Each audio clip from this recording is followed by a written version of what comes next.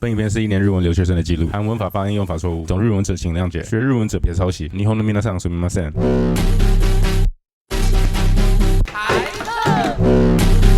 おはようございます。おはようございます。どうもありがとうございます。ありがとうございます。我在日本留学满1年了。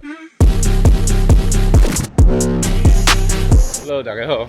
今天大家来体验一个中年留学生的一天，顺便挑战自己24小时只讲日文，除非是跟你们中间讲一些话是用中文的，不然跟外面的世界我都是要用日文的，这就是这个影片的规定。那早上呢，已经大概通行了30分钟，只到一半，现在要等 bus 来，再坐到学校。早上的通行都快要1个小时，所以我通常就是在这个时候用 ChatGPT 在复习日文，昨天学的大概20个单词，会请他帮我考试或者写故事。全部ですか？终于到了，提早到了。这个车站叫阿萨嘎亚，它是一个离东京大概坐电车的话8分钟的一个车站，往西。特色是我觉得很多尼泊尔人在这边，不过比较提早来，所以我先去便利商店。朝ごはんは何ですか？日本啊，很方便啊，就是其实也不用跟人家讲话。すみません、コーヒーのボタンはラージサイズアイス。哦，あ、いいね。すみません、チャージしてくれる？放不进去。这就是我每天早上的早餐，就是冰咖啡加个蛋白质。这就是我们早上大家在念书，因为第一趴就会有一个考试，然后おはようございます。はい。はい、紹介お願いします。おはようございます。名前は？リです。はい、専門学校入ってる。専門学全部大学？はい。ああ、おめでとうございます。ありがとうね、リンさん。どこですか？長野、はい。すごい。我觉得如果你是台湾人啊，学日文真的是蛮吃香的哦。我在台湾都要问人汉字怎么念的，然后在这边呢是别人是同学问我这个汉字是什么意思，加上台湾人的英文也很好，所以很多的东西像 coffee、マクドナルド、アイスクリーム、ラジオ都是英文来的。大家在我们这个班上已经念1年了，要进下一个阶段。専門学入っていますか？入りません。入りますか？入りません。まだです。所以我们10月底又有一个考试，就是 N3 的考试。那个考试要过才能进他们的专门学校。旁边这位呢是越南同学，然后还有另外一个越南同学，然后后面有2个中国人，其他都是尼泊尔人。我们班上最吵的女生。那今天是礼拜5，大家把它叫做 Happy Friday， 因为这个老师是比较像个代课老师，1周只有1次，他比较松。おはようございます、先生。おはようございます。先生、動画を作って大丈夫ですか？顔がセンサー。センサー大丈夫です。いいよ。いいですか？はい。おはようございます。今日はチョコレートくれるね。身は何ですか？身の意味。体。体でしょ、体。皆さんこれでしょ。結婚、どうして結ぶの結婚？男の人、女の人が結婚するのはロープがあるね。ロープです。はい。其他人看这个非常陌生的字，还有比我们多花个1个多钟头吧，每天。来週の月曜日のテストです。お願いします。はい。好，念了1个小时，然后现在是30分钟的 QK， 就是休息時間。神様の座ってください。はい。調節会社に入ります。いいね。フロント？フロント？話すことが上手ね。ホテルは東京ですか？冷たい。寒い。スキーのところ。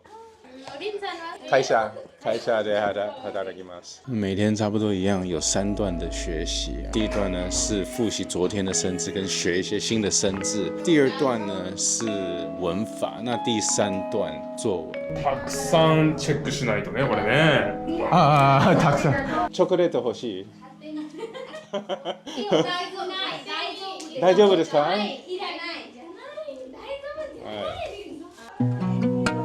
每次看我去便利商店都要跟我要巧克力。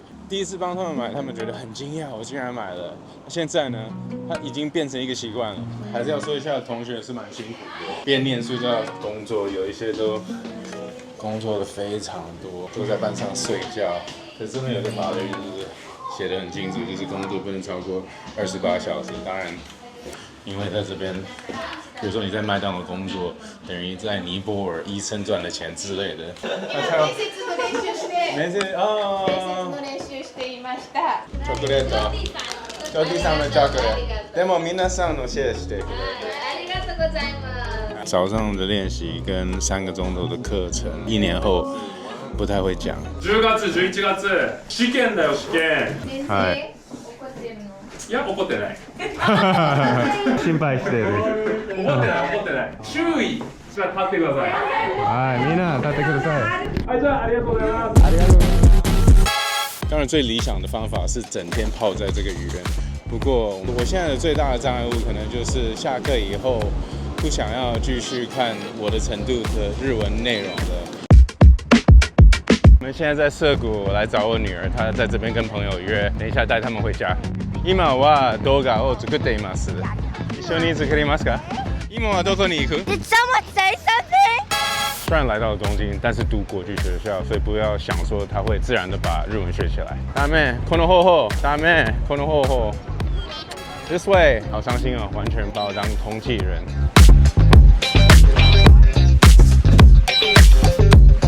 外で行きますよ。然后这椅子太硬了，要去换一个椅子。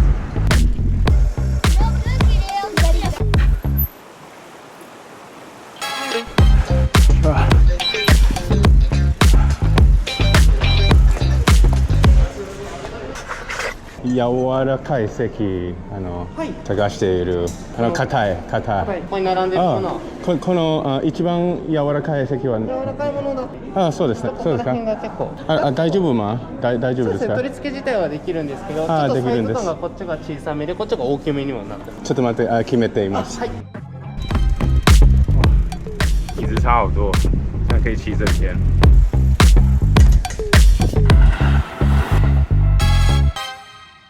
ママはどこですか？すみません。お願いします。お願いします。今チャレンジは日本語だけ話す。大丈夫ですか？晩ご飯一緒に行きます。毎金曜日このモールで食事あります。毎週じゃないよ。毎週じゃないよ。よく自分の好きな料理を選べるね。ありがとうございます。来た来た。あなたの食べ物紹介しましょう。ベトナムの麺です。はい、これはシンガポールの麺です。でもこの動画は日本人見たら丢脸。恥ずかしい。恥ずかしいね。二人は何を話してるの？何ですか？この台湾人は何してるの？私たちは日本語しか話さないですけど、視聴者に中国で大丈夫です。